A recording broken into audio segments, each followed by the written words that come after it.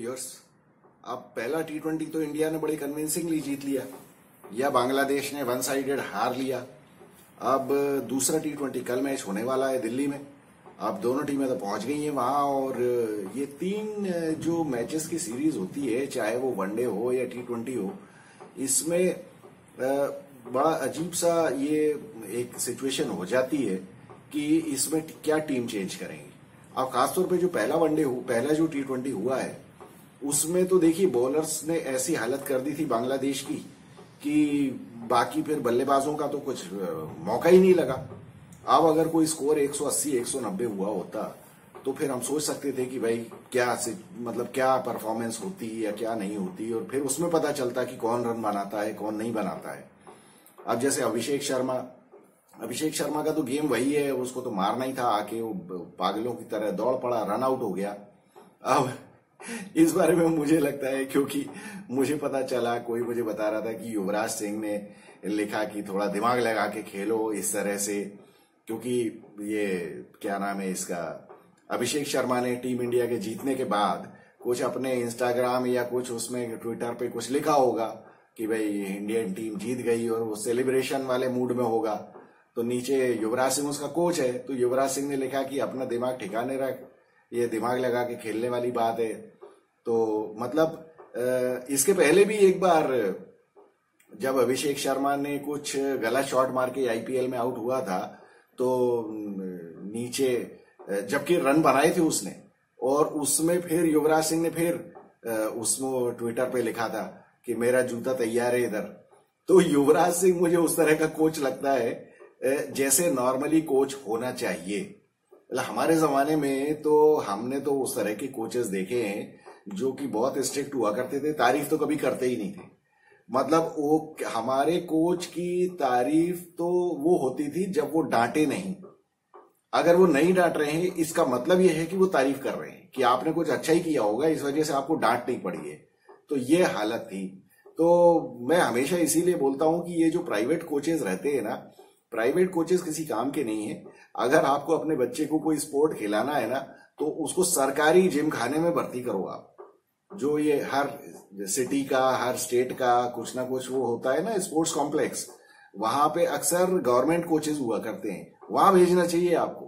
क्योंकि वहां कोई लल्लू चप्पू नहीं होती है, वहां कोच को कोई ज्यादा एक्स्ट्रा पैसे नहीं मिलते हैं। वहां फिर वो जो लड़का वाकई ढंग से मेहनत करता है वो उसके ऊपर ध्यान देते हैं, और बाकी कचरे को तो वो साफ कर देते हैं। प्राइवेट में क्या होता है कि अब अगर आपने जैसे मान लीजिए अपने बच्चे को स्विमिंग सिखाने के लिए लगाया किसी कोच को, अब आप उसको 3,000 रुपए दे रहे हो कोच को, जो कि आके या ट्यूटर है जो भी है, तो अब वो आपके बच्चे को डांटेगा थोड़ी, उसको अपने पेट पे लात थोड़ी मारनी है कि आपके बच्चे को डांटे और आपका बच्चा फिर बोले कि मुझे इस कोच से नहीं करवाना है कोचिंग। तो इसलिए अगर आपके बच्चे को ढंग से कुछ करवाना है तो सरकारी कोच लगाओ आप, तो वही चीज अच्छी होती है, क्योंकि वो लात मार मार के सही कर देते हैं। क्योंकि जो सीरियस होगा बस वही करेगा, बाकी फालतू काम नहीं। तो ये युवराज सिंह का मुझे स्टाइल बिल्कुल बढ़िया लगता है, वो कि ज्यादा गड़बड़ मत कर, तू ढंग से खेला नहीं इसलिए तू आउट हो गया, या तू फालतू रन आउट हो गया, या तूने रन क्यों नहीं बनाए, गलत शॉट क्यों मारा। तो वो बहुत सारे लोग ये भी कहते हैं अरे युवराज सिंह सबके सामने इसको बेइज्जत करता है। तो सबके सामने बेइज्जत करने का क्या मतलब है? अरे कोच ही तो डांट रहा है यार, उसमें क्या बुराई, काहे की बेइज्जती?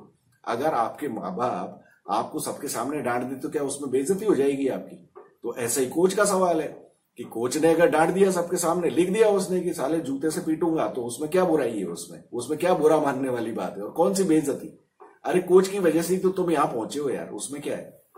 ये सब बेकार की बातें, ये बहुत सही काम है। क्योंकि युवराज सिंह को खुद उसके पिताजी ने, जब वो कोचिंग उसकी मतलब ये टेबल टेनिस खेला करता था युवराज सिंह, तो युवराज सिंह का उसने छुड़ा लिया था बल्ला टेबल टेनिस का, और युवराज सिंह ने, और उसको बोला कि साले तेरी टांग तोड़ दूंगा अगर तूने टेबल टेनिस खेला, तू चल चुपचाप क्रिकेट खेलने चल।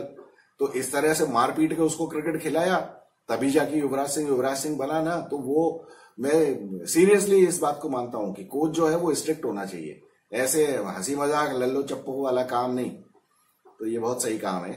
तो अभिषेक शर्मा तो चलिए ठीक है, वो रन ही नहीं बना पाया। उसके बाद स्काई ये सब लोग तो अपना 127 रन के स्कोर में क्या है। दूसरी बात, इनको गेम तो देखिए T20 इसी तरह से खेला जा रहा है। आपने देखा है ना, वो इंग्लैंड और ऑस्ट्रेलिया ये किस तरह से खेलते हैं। इनके ओपनर्स जब आते हैं तो जो मारना पीटना, जो ट्रेविस हेड तो पागलों की तरह धो रहा है, हमको भी धोया उसने, सबको धो रहा है वो। तो वो वही तरीका हो गया है आजकल। T20 आपको ऐसे ही खेलना है भैया। T20 200 के ऊपर नहीं बनाओगे तो भूल जाओ आप। T20 मतलब 200 के ऊपर स्कोर बनना है, तो उसके लिए आपको शुरू से ही पीटना पाटना शुरू करना पड़ता है। तो वो स्काई वगैरह ने वही मेंटेन किया, हार्दिक पांड्या ने भी वही किया। संजू सैमसन से मुझे उम्मीद थी कि वो खेल तो बहुत अच्छा रहा था, उसको अच्छी पोजीशन भी मिल गई थी ओपन करने की, तो उसको 50 बनाने चाहिए थे। लेकिन ठीक है, अब हो गया आउट तो हो गया, वो भी हालांकि मारने के चक्कर में आउट हुआ। तो कुल मिला के बल्लेबाजों का तो कोई टेस्ट हुआ नहीं। रिंकू सिंह की बैटिंग ही नहीं आई, रियान पराग की भी बैटिंग नहीं आई। तो अब सेकंड T20 में मुझे तो नहीं लगता कि कोई चेंज होने वाला है, ना तो कोई बॉलर और ना कोई बैट्समैन, कोई भी नहीं। वैसे भी 3 मैचेस की सीरीज में ये होता है कि भाई 2 मैचेस पहले आप जीत के सीरीज आप अंदर कर लो, उसके बाद तीसरे में 1-2 चेंज कर लो, और अगर कोई फेल हो जाता है तो उसको तो कंटिन्यू करना ही पड़ेगा।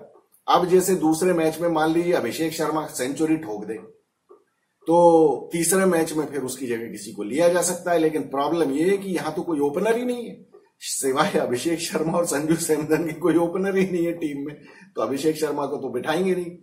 अब लेकिन रियान पराग को भी बैटिंग का मौका देना है, रिंकू सिंह को भी देना है, तो फिर क्या करेंगे, ये क्या होगा मुझे समझ में नहीं आ रहा। मुझे तो लगता है कि इसमें कोई चेंज नहीं हो पाएगा। हाँ, अगर गलती से दूसरा T20 हार जाए इंडिया तो भी कोई चेंज नहीं होगा। लेकिन चक्कर ये है कि ये हारेंगे नहीं, ये तो बांग्लादेश की तो बहुत बुरी फजीयत होने वाली है, बहुत बुरी तरह से। ये लोग क्यों आए होंगे, ये सोच रहे होंगे, ये कोस रहे होंगे अपने आप को कि यार पाकिस्तान से हमें सीधे बांग्लादेश चले जाना था, हम क्यों आ गए इंडिया। यार सारा बराबर हो गया बिल्कुल, सारा जितना उनका वो ईगो बना होगा सब चौपट हो गया, तो वो कोस रहे होंगे अपने आप को। खैर मुझे लगता है कि कोई चेंज होने वाला नहीं है, तो यही होगा। और लेकिन हाँ, एक चीज जरूर है, मैं अगर गौतम गंभीर की जगह हूं तो टॉस जीतने के बाद मैं बांग्लादेश से पूछ लूं कि यार तुम क्या करना चाहते हो, वो कर लो। क्योंकि देखिए टेस्ट अगर आपको अपने आप को करना है, और अगर आप देखिए आपका एम कोई बांग्लादेश नहीं है कि आप बांग्लादेश को हरा के बहुत खुश हो जाओ, और वो भी फेवरेबल कंडीशंस में। अब जो 6 तारीख का मैच हुआ था उसमें अगर इंडिया पहले बैटिंग करती तो कुछ शायद टेस्ट भी होती, क्योंकि इनको स्कोर सेटअप करना पड़ता, फिर उसके बाद बांग्लादेश के पास सामने टारगेट होता, तो वो कुछ तो मैच में इंटरेस्ट आता। अब इंडिया जैसी टीम अगर बांग्लादेश के सामने फेवरेबल कंडीशन में बैटिंग या बॉलिंग करे, मतलब टॉस जीत के पहले फील्डिंग कर ले, तो फिर मैच खत्म हो जाता है ना। बांग्लादेश थोड़ी कर सकता है इंडिया के सामने कोई टारगेट सेट। तो इंडिया को ये करना चाहिए भैया, तो हम बैटिंग कर लेंगे तो फिर हमारे ऊपर प्रेशर आएगा कि हमें फिर रन बनाने हैं, फिर हमें सीरियसली बैटिंग भी करनी है, फिर हमारे बल्लेबाजों को थोड़ा रोक के भी खेलना पड़ेगा। और अगर शुरू में विकेट में कुछ है, स्विंग हो रहा है, कुछ हो रहा है, या बाद में ड्यू आता है, तो फिर अपने आप को चैलेंज करना चाहिए इस तरह से। क्योंकि आप इस तरह की बायलैटरल सीरीज में जब आपने अपने ये एडिशनल प्लेयर्स को, फ्रिंज प्लेयर्स को मौका दिया है, तो कम से कम उनको टफ चैलेंज भी तो दो आप। ऐसे थोड़ी फेवरेबल कंडीशंस देके तो फिर सारे ही जीत जाएंगे, फिर फायदा क्या है, कुछ मजा नहीं आएगा। और फिर सामने जब वही होता है कि जब वो क्रूशियल मौके पे आप टॉस हार जाते हो, फिर आपकी एडवर्स कंडीशन में बैटिंग या बॉलिंग आ जाती है, फिर आपको मुसीबत हो जाती है नॉकआउट में। मेरे लिए तो हर मैच नॉकआउट है, हर मैच को आपको नॉकआउट की तरह खेलना है। लेकिन ये बायलैटरल सीरीज में आप मान के चलो कि नॉकआउट मैच है, लेकिन हमें अपने आप को चैलेंज करना है।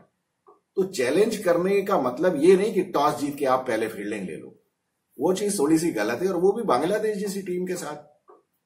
तो खैर मुझे नहीं लगता कि कोई चेंज होने वाला है, और इसलिए कोई फायदा है नहीं ज्यादा अटकलें लगाने का।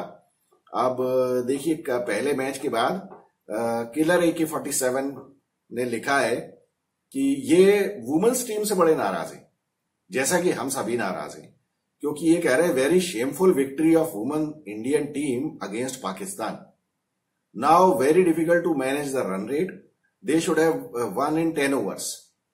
तो ये बात बिल्कुल सही है आपकी, क्योंकि ये तो हम पहले भी कह रहे थे कि जब ये लोग न्यूजीलैंड से हारे भी थे पहला मैच, ये लड़कियां, उस टाइम इन लोगों को इंश्योर करना था भैया ये 102 पे ऑल आउट मत हो यार, इसको ले जाओ जितना ज्यादा ले जा सकते हो, 120, 25 जितना भी। अभी तो तुम 58 रन से हार गए, तुम्हारे नेट रन रेट का कबाड़ा हो गया। दूसरा जब पाकिस्तान 102 रन पे ऑल आउट हो गई तो तुमने 16-17 ओवर ले लिए बैटिंग करके। अरे जब तुम 6 विकेट से जीत ही रहे थे, 4 ही विकेट गिरे थे, तो मार पीट के खेलना था ना। बिल्कुल सही लिखा है ये उमाकांत भाई ने कि भैया ये 10 ओवर में, 10 ओवर में तो ये क्या जीतेंगी ये लड़कियां, क्या इनसे तो बैटिंग ही नहीं हो रही है, ना कुछ हो रहा है इनसे। 10 ओवर नहीं तो कम से कम भैया 12 भी जीत लेते यार, कुछ तो करते। आईपीएल खेल के ये लड़कियों का भी वही हिसाब हो गया है, ये लड़कों जैसी टीम का हिसाब है इनका।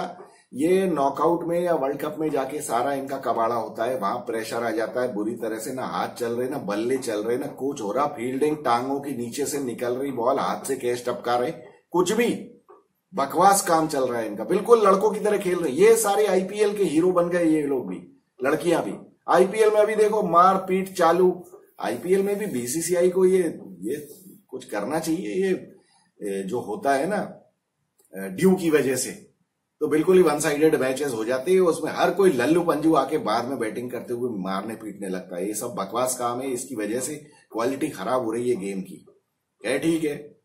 अब गजानन नवाथे सर लिख रहे हैं कि so many commercials are running in the breaks that make you more annoyed at this flop batters like Mandanna.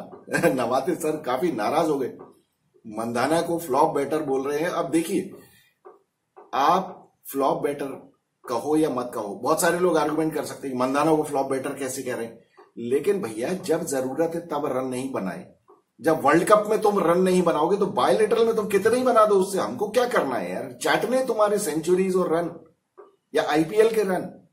World cup चल रहा है, तुम आउट हो गए, दोनों मैच में आउट हो गई है, फिर क्या फायदा हुआ। ना तो पाकिस्तान के अगेंस्ट बनाए रन, ना न्यूजीलैंड के अगेंस्ट रन बनाए, तो फिर तुम आईपीएल में आके रन बनाओगे, उसका हमको क्या करना है यार। या बायलेटरल में बना दोगे, तुमने 50-50 बना दी, सब कुछ कर दिया, क्रूशल टाइम पे कब मैच जिताया है। ऐसे ही वो हरमनप्रीत कौर है, वो तो उसको तो मतलब उसका तो ईगो मुझे देखते ही बनता है बिल्कुल। उसके देखने से आप देखो मैनरिज्म, उसकी बॉडी लैंग्वेज, पता नहीं क्या समझती वो अपने आप को। रन कब बनाए थे मुझे तो याद ही नहीं है, कब इसने रन बनाए हरमनप्रीत ने। चलिए क्या बोलेंगे यार इनके बारे में, लड़कियों के बारे में। फिर नवाथे सर और कह रहे हैं कि all other analysts are praising Mayank Yadav too much. I also feel that Mayank should keep his pace at least 145 or above.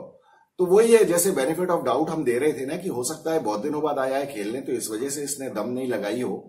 वो ठीक है, मैंने मान लिया कि इसने 150 के ऊपर फेंकने की कोशिश नहीं की, वो मैं एग्री करता हूं उस बात से। लेकिन तुम स्लोअर बॉल क्यों फेंक रहे हो यार। वो हाथ घुमा घुमा के स्पिनर की तरह वो बॉल क्यों फेंकना है तुमको। आप देखिए, कोई बॉलर अगर 150 की स्पीड में फेंकता है बॉल, तो उसकी तरफ से फेंकी गई 130 की स्पीड की बॉल भी स्लोअर वन ही हो जाती है, क्योंकि 20 किलोमीटर पर आवर का डिफरेंस हो गया ना।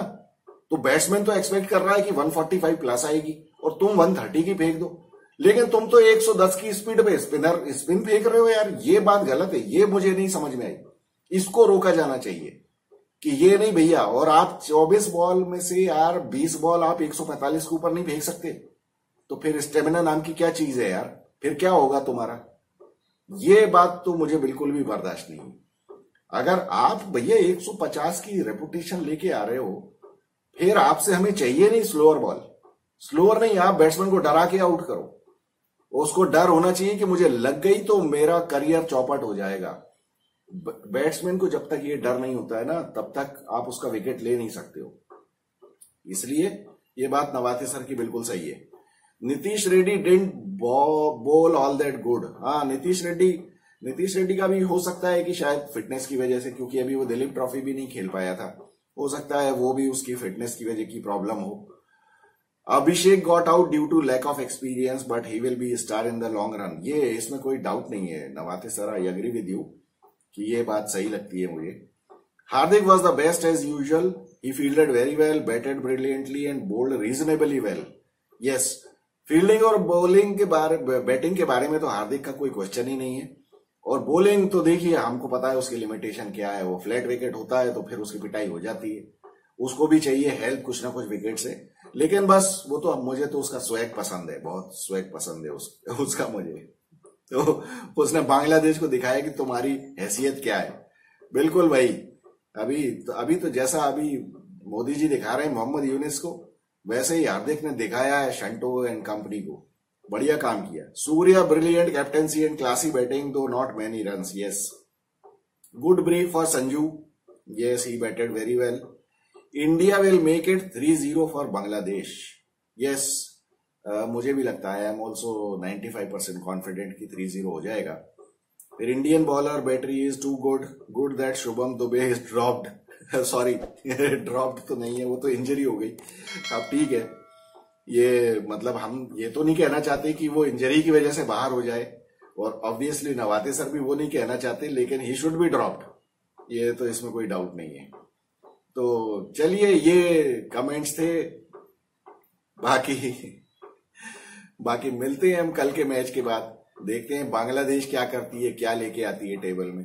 आप बताइए, आप लोगों को क्या लगता है कि कुछ चेंज होगा क्या इंडियन टीम में, या ये लोग ऐसे ही बस वन साइडेड मार देंगे, या आपको लगता है क्या कि इंडियन टीम को टॉस जीत के पहले बैटिंग करना चाहिए जिससे अपने आप को चैलेंज कर सके। I look forward to hearing from you. This is Vikas Saxena, the bias journalist. Thank you so much.